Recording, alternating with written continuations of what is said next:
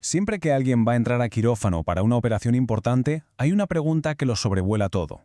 ¿Está su corazón listo para aguantar el tirón? Hoy vamos a desgranar cómo se responde a esa pregunta y para ello nos vamos a guiar por un documento clave de Argentina que sienta las bases para evaluar ese riesgo. Vamos a arrancar con un número, que a primera vista puede no decir mucho, un 5%. Pues bien, ese es el porcentaje de la población mundial que cada año pasa por una cirugía que no es del corazón. Es una barbaridad de gente, lo que significa que la seguridad de estas operaciones es algo que de una forma u otra nos toca a todos. Y claro, esto nos lleva directamente a la gran pregunta, ¿no? ¿Cuál es ese riesgo para el corazón que se esconde detrás de una operación? Porque cualquier intervención, por muy controlada que esté, es una auténtica prueba de estrés para el cuerpo. Y el corazón es el primero en notarlo. Venga, pues vamos a meternos de lleno en eso del riesgo oculto. En esta primera parte vamos a ver por qué una operación, incluso una que no tenga nada que ver con el corazón, es en realidad un examen sorpresa para nuestra salud cardiovascular. A ver, es que el cuerpo reacciona a una cirugía como si estuviera bajo un ataque. Libera un torrente de hormonas de estrés, la inflamación se dispara y todo esto puede llevar a complicaciones muy serias. Un infarto, una insuficiencia cardíaca, un ictus, no es ninguna broma.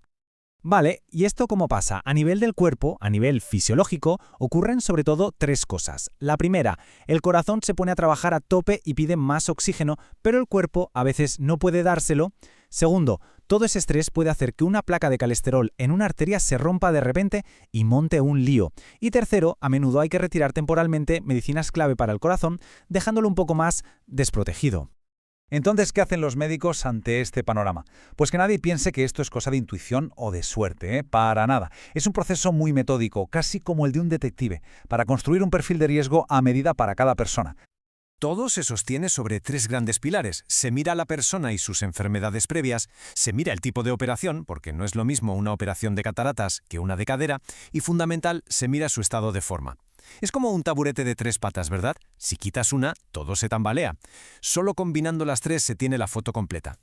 Y aquí es donde entra en juego un concepto que es fundamental, la capacidad funcional. Se mide en una cosa llamada METs. A ver, para que nos entendamos, si una persona no puede hacer algo que requiere 4 METs, como subir un piso de escaleras sin ahogarse, es una señal de alerta. Nos dice que su cuerpo probablemente no va a llevar nada bien el estrés de la cirugía. Vale, ya tenemos los pilares. Ahora, ¿con qué se construye? Vamos a ver las herramientas que se usan en el día a día. No hay una única herramienta mágica, sino que se utilizan varias. Son como distintas lentes para ver el mismo problema desde diferentes ángulos. Este consenso argentino se centra en 4 principales. La primera herramienta, y quizá la más conocida, es el RCI. Pensemos que es como la navaja suiza del cardiólogo en este contexto. Rápida, útil y validada en todo el mundo para tener una primera idea del riesgo.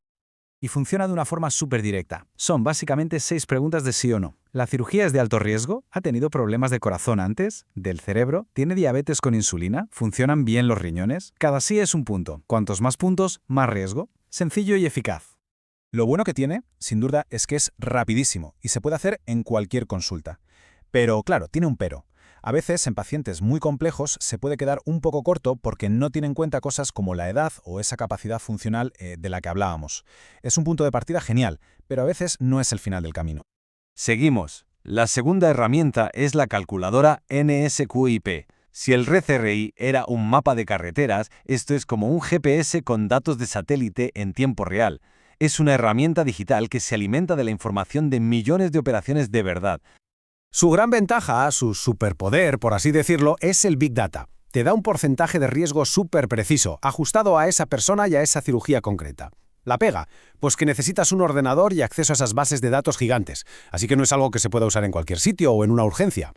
Vamos con la tercera, la clasificación ASA. Esto, más que una calculadora, es como el esperanto del quirófano. Un lenguaje universal que usan cirujanos y sobre todo anestesistas para clasificar la salud general de una persona en una escala del 1 al 6. Y por eso es genial, porque un cirujano dice ASA 3, y todo el mundo, desde anestesia hasta enfermería, sabe exactamente de qué estamos hablando. Es simple y directo. Ahora bien, su limitación es que es una visión global de la salud. No está pensada específicamente para predecir el riesgo del corazón, aunque, lógicamente, un peor estado general se relaciona con más complicaciones. Y llegamos a la cuarta, que es una herramienta, digamos, con denominación de origen. El índice SAC 2016 fue desarrollada por la Sociedad Argentina de Cardiología. Y esto es importante porque a veces los modelos de otros países no encajan perfectamente con la realidad de los pacientes de aquí. Y es que aquí está su punto fuerte. Está hecha pensando en los pacientes que se ven todos los días en las consultas de allí. Incluye cosas que otros índices pasan por alto, como si hay problemas en las válvulas del corazón o un cáncer activo. No te da un número exacto, sino que te clasifica en riesgo bajo, medio o alto, lo que es muy práctico para tomar decisiones rápidas. Y esta tabla lo resume todo a la perfección. A ver, fijémonos bien.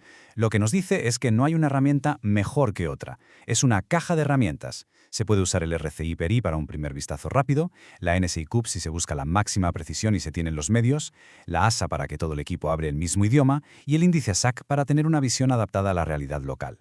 Cada una tiene su momento. Y esto es súper importante, porque calcular un número, un porcentaje de riesgo, no sirve de nada si no hacemos algo con él. Es solo el punto de partida. La clave es usar esa información para que la cirugía sea lo más segura posible. Cuando se detecta que un paciente tiene un riesgo elevado, se pone en marcha todo un protocolo de protección. ¿Y qué significa eso en la práctica? Pues, por ejemplo, asegurarse de que sigue tomando sus pastillas para el corazón, como los betabloqueantes, controlar la tensión y el azúcar al milímetro y vigilarle muy de cerca durante y después de la operación. Y lo más crucial de todo, que el cardiólogo, el cirujano y el anestesista trabajen codo con codo. Bueno, y después de todo este recorrido, llegamos a la conclusión final, a la idea central que lo une todo, que es la auténtica filosofía que hay detrás de este consenso.